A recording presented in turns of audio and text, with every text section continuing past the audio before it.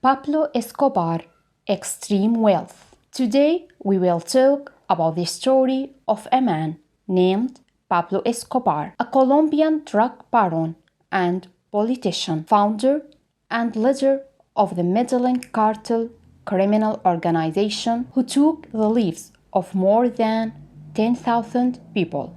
But before we start today's video, don't forget to subscribe to our channel Dark Matters and activate the bell button, and let's get started together. Pablo Emilio Escobar was born in 1949 into a poor family working in agriculture in the city of Medellin. This city was the headquarters of Pablo, the first of his criminal operations, which was for much of his life under his presidency and absolute control. In the late 60s of the 20th century, it was a turning point in Pablo's life, as he left agriculture and simplicity and went to the work of theft and smuggling. Pablo was so obsessed with these acts that operations such as theft ranked from a maximum of 30 seconds and only. In one of the car robberies, he was arrested red-handed and entered the prison temporarily. But he soon came out, where he recognized the judge and tried to bribe him. But the judge was honest and didn't accept that bribe. Escobar, with his cunning and skill, was able to conclude that the judge who rules his case had a brother lawyer who immediately appointed his brother, entrusted him with his cases, bribed him, and accepted the bribe immediately. In law, no judge and lawyer can delegate the same case, so that judge stepped down from that case, and a new judge was appointed, where Escobar was able to bribe him as well, who accepted the bribe and took Escobar out by acquittal. But that prison experience was Pablo's treasure and the main reason he gained his experience to be a real criminal, which prompted him to participate in violent operations, which were characterized by boldness, such as the kidnapping of an individual or a person who was borrowing money from Escobar and didn't return it to him on time. That person would become the prey of a kidnapping operation that Pablo put a ransom on him to recover his money from him, and sometimes he would start killing him even after recovering his money, all in order for this person to be an example to Pablo's enemies and to anyone who thinks of a fraud or evasion of debt restitution. These routes were profitable and brought him a lot of money until he became famous for his dominance over the city of Medellin. Pablo was walking around the city and bribing police officers and anyone who got in his way in his aphorism, silver or bullets, meaning that whoever doesn't accept his bribe will be killed by his bullets. He also began to expand the field of kidnapping important figures known in history, such as the kidnapping of Diego Jafira, where he asked his family for a ransom of $50,000, and although the family paid that huge amount, Escobar and his gang killed Diego because he was an evil businessman with no humanity. His popularity and love among the people increased, especially among the poor among them, who constituted the largest group of the city of Medellin. When Escobar approached the age of 22, he entered the field that would be a turning point for him, the field of drugs and the production and marketing of marijuana and cocaine abroad, where he not only did that, but Escobar founded an organization called the Medellin Cartel with other people and allies of the same trade. He used to go to Ecuador himself to get raw cocaine from the original farms and then take it to Colombia and process it in his own warehouses to sell it as drugs to many countries willing to pay for it, such as America. So his trade expanded significantly. This organization was at the peak of its power in the late 60s as it monopolized the activity of cocaine from production, consumption, and controlled more than 80% of the world production of drugs and 75% of the drug market in the United States, and remained continuous for a long time. In 1976, at the age of 26, he married Maria Victoria, who was 15 years old. Until then, he had achieved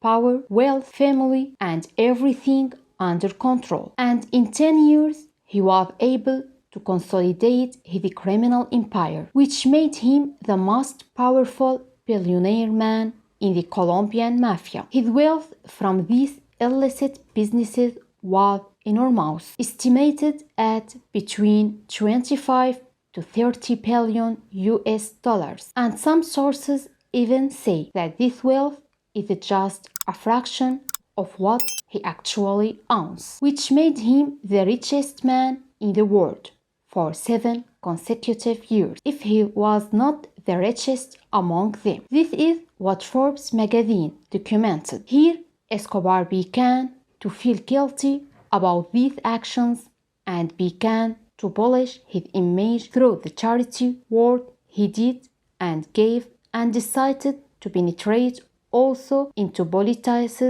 as he reached a seat in the Colombian Chamber of Deputies and also had a hand and a large part of the alternative liberal movement. He founded many houses and football stadiums in Western Colombia and won the love of the inhabitants of these cities, and his popularity grew greatly until his illegal works were discovered and published by the newspaper El Espectador, and many directives from the Minister of Justice were sent to him. Here, the anger began to penetrate and grow in Escobar, who ordered the murder of the director of the newspaper that published his news and exposed him to take revenge. But this matter didn't stop the scandal in a place, but spread quickly to make the president of Colombia worried at the time, because the drug trade and cartels had flourished in Colombia and provoked a war against the government. This is what made the president decide to fight and extradited all drug traffickers headed by Escobar to the United States of America, because it was the most affected party from that trade. After a war between merchants and the government, in which kidnappings and assassinations abounded, the merchants never surrendered, and the Medellin Cartel organization declared an all-out war against the state and carried out terrorist acts, including organizing a wide network of loyal killers of their masters in the organization.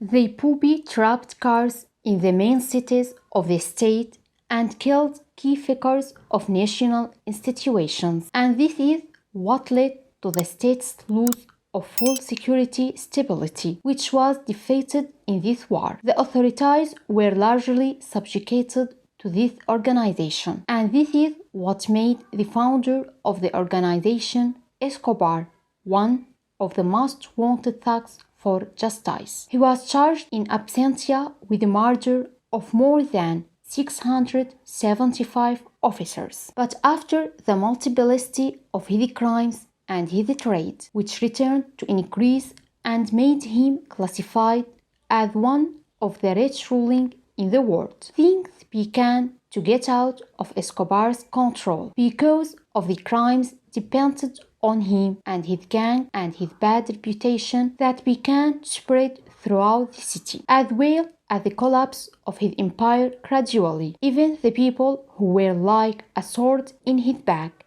began to turn against him. After several negotiations with the government, he decided to take advantage of the decision not to arrest drug dealers and hand them over to the US government, and surrendered himself to justice with premeditation instead of catching him and humiliating him. But at his trial, he gave a condition to the court and to the judge who tried him with life imprisonment and said, "I want to be imprisoned in a prison of my sons and guards, of my followers, and I promise not to return to my previous work." But because of the government's intention to stop the bloodshed and calm the situation in the region, they agreed to his policy. And indeed, he was imprisoned inside a building of his own making, which looks like a hotel with sports arenas, a swimming pool, and every way of entertainment. But this didn't stop him, so he returned to run his work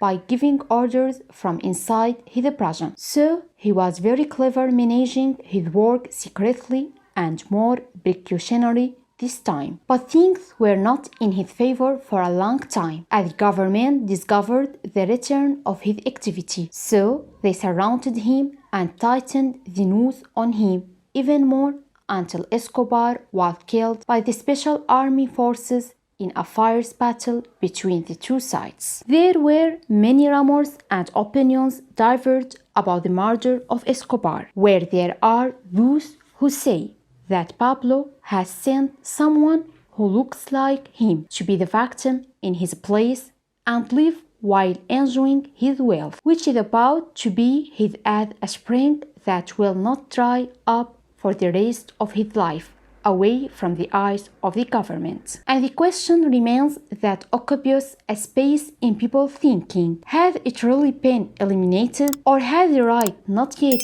been taken from him? Share your opinion in the comments.